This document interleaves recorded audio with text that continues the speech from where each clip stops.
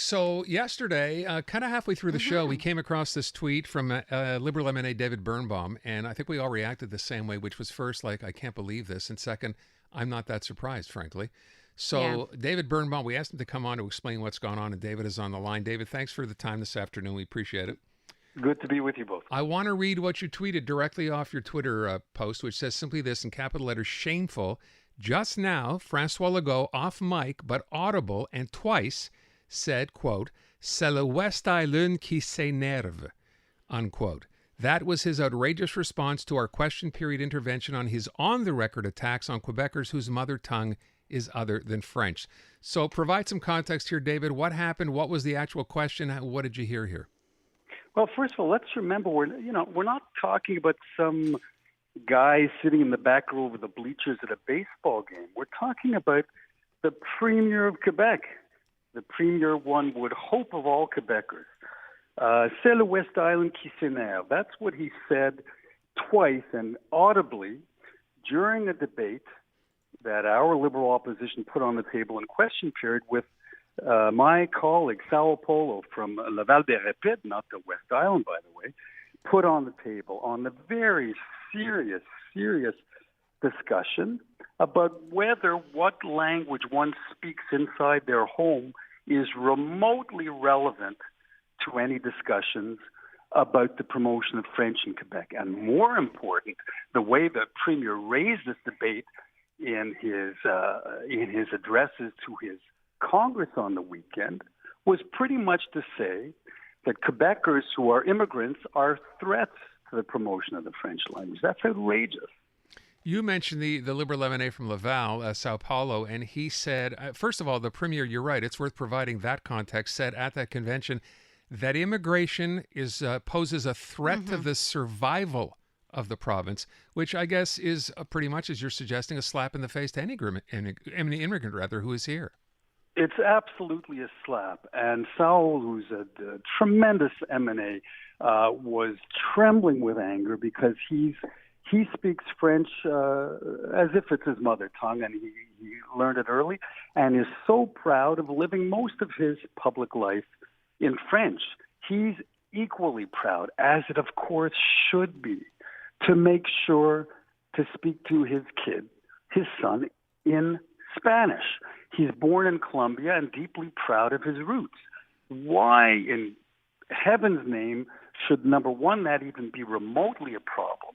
And should the Premier of Quebec identify it in his usual divisive and discordant way as a challenge, an actual threat to the French language? This is the Premier of all Quebecers. I'm thinking about the specifics. Like, why would he repeat it, Mr. BIRNBAUM? Like, he said it once in response to the debate that was happening. What prompted him to repeat those remarks again? Oh, listen, first of all, I invite everybody to note that I haven't exactly heard any denial of this from the Premier. I don't want to get inside his head. I think, to be fair, I think you're getting inside his heart by hearing these remarks. He did not make them on the mic. On mic, he's too smart for that. But he chose to take this fundamental issue and react in that divisive and mean-spirited way by saying that this is, West Island equals Anglo gang getting exorcised about this. When first of all, Saul doesn't live on the West Island, nor would we qualify him as an English-speaking Quebecer.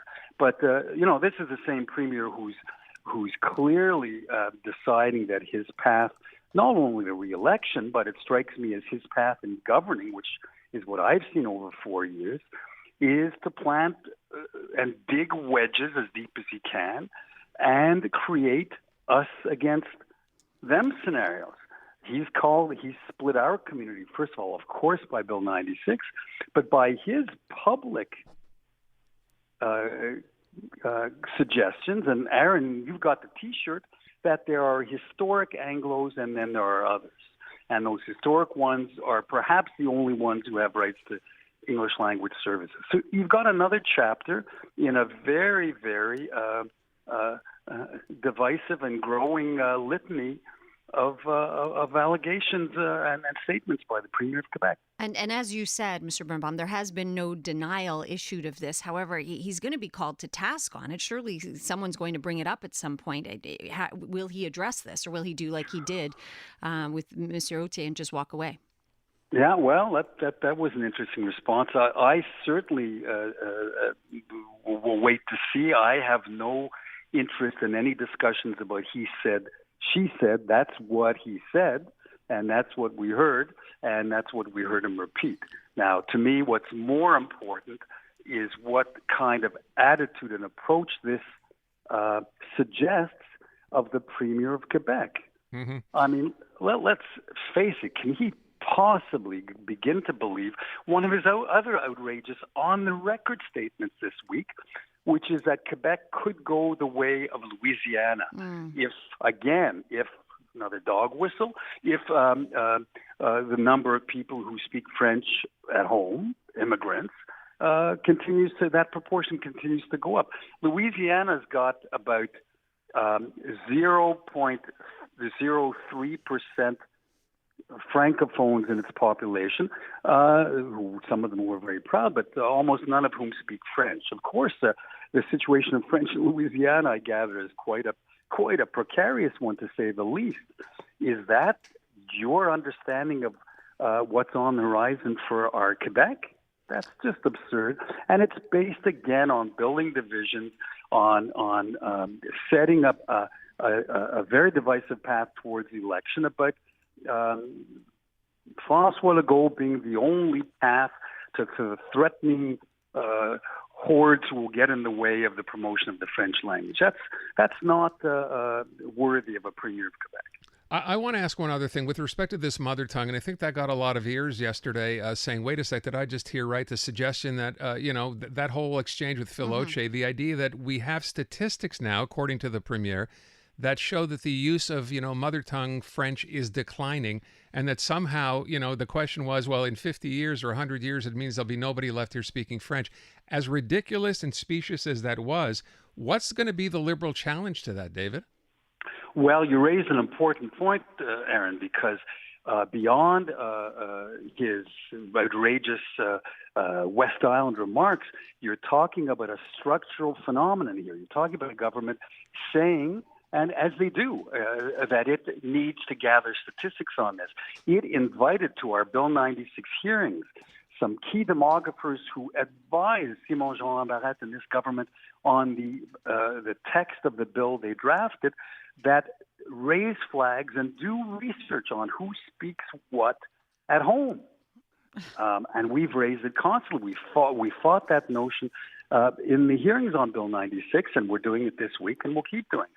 I would like to ask you, you have decided to not run in this next election. How do you feel personally about the state of politics in Quebec? Well, I'm confident that the debate remains healthy. I'm encouraged that you're seeing, for instance, on Bill 101, well, the amendments to it now sadly in law on Bill 96, based on the Premier's comments about Louisiana, you're seeing some very mainstream and influential French language commentators ask some very big questions about how this Premier is behaving over the past couple of weeks. So I think the state of healthy and democratic debate in Quebec is where it needs to be. Do I have thoughts and worries about the current leadership? You bet I do. By the way, I'll tell you, David, as we're speaking, I saw a Twitter post go up, someone tweeting from La Presse, an article that basically says, Je ne voterai pas pour la CAQ. Someone saying, Mr. Legault, here's why I'm not going to vote for you. Here's what you need to understand. So as you're saying, maybe we're finally starting to see more pushback from the French side, at least in media, to some of the things that the Premier has been saying and trying to do. So maybe that's a good sign. I think it would be. David, thank you so much for the time. We appreciate it. A pleasure. Take care. Thank David you. Birnbaum, Liberal MNA on... and I think that mother tongue argument, that's going to come back and bite him big time. I think so too. I think he's made a terrible mistake by saying that. And yes, you're right. It is going to come up. It's going to come up again and again. And how do you climb out of that one? My numbers show this, but other numbers show that. So we assume that you're telling the truth and everybody else is lying? As Mr. Birnbaum pointed out, he has not denied this. Not yet. Yeah.